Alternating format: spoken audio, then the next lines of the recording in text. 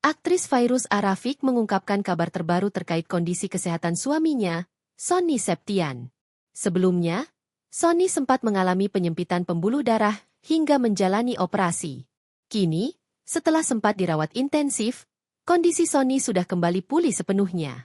Sonny bahkan sudah bisa menjalani puasa seperti biasa. Fairuz pun bersyukur atas hal tersebut. Karena itu, Fairuz berharap agar bulan puasa ini dia dan keluarganya bisa melewatinya dengan lancar. Tak hanya mengharapkan kesehatan bagi Sonny, tapi juga bagi dirinya dan anak-anaknya. Apalagi Hari Raya Idul Fitri juga semakin dekat.